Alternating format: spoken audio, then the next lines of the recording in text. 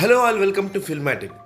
బాహుబలి నుంచి దక్షిణాది సినిమాలు బాలీవుడ్ని కునుకు లేకుండా చేస్తున్నాయి. ఇక్కడ సినిమాలకు వసూళ్ల వర్షం కురుస్తుంటే ఇన్నేసి కలెక్షన్లు రప్పించుకోవడం ఎలాగో అర్థం కాక బాలీవుడ్ వెర్రి ముఖం వేసుకొని చూస్తుంది. అసలు సిసలు హిట్ జవాన్ వరకు బాలీవుడ్ కి రాలేదు. అయితే ఆ సినిమా దర్శకుడు ఓ సౌత్ ఇండియన్. మొన్నటికి మొన్న యానిమల్ తో ఊపిరి పీల్చుకుందాం అనుకుంటే అక్కడ ఓ తెలుగు దర్శకుడి ప్రతిభా పాట వల్లే సినిమా హిట్ అయింది. ఇప్పుడు సలార్ తో బాలీవుడ్ కి కునుకు లేకుండా పోయింది. సలార్ పక్కా సౌత్ ఇండియన్ సినిమా. ఇందులో బాలీవుడ్ స్టార్స్ ఎవరు లేరు. పైగా కంటెంట్ సెటప్ అంతా సౌత్ టెస్ట్ తో సాగేదే.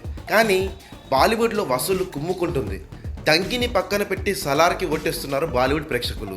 ఈ విషయంలో బాలీవుడ్కి మరిన్ని కష్టాలు ఎదురయ్యాయని చెప్పొచ్చు.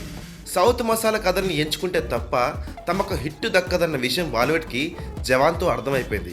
ఇక మీదట ఆ ఫార్ములాతోనే ముందుకు వెళ్లాల్సిన పరిస్థితి వచ్చింది. నిజానికి సలార్పై బాలీవుడ్ జనాలకు ఎలాంటి ఆసక్తి లేదు. ఈ సినిమా బాలీవుడ్ బాక్సాఫీస్ పై ప్రభావం చూపించదని గట్టిగా నమ్మారు. పైగా అదే సమయంలో షారుఖ్ సినిమా డంకీ రిలీజ్కి రెడీ అయింది.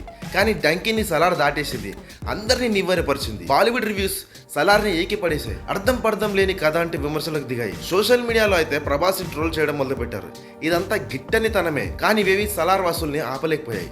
బాలీవుడ్ లో వసూళ్లను ఎలా కొల్లగొట్టాలో దక్షిణాదికి అర్థమైపోయింది. రాబోయే పాన్ ఇండియా చిత్రాలకు సలార్ విజయం పెద్ద బూస్టప్. కాకపోతే దక్షిణాదిన తమ సినిమాల్ని ఎలా అమ్ముకోవాలో మాత్రం బాలీవుడ్ కి అర్థం అవ్వడం లేదు. దర్శకుల్ని తెలుగు తమిళ భాషల్లోంచి ఎగుమతి చేసుకుంటే తప్ప దక్షిణాది స్థాయి విజయాన్ని బాలీవుడ్ చూడలేదు. Thank you for watching this video.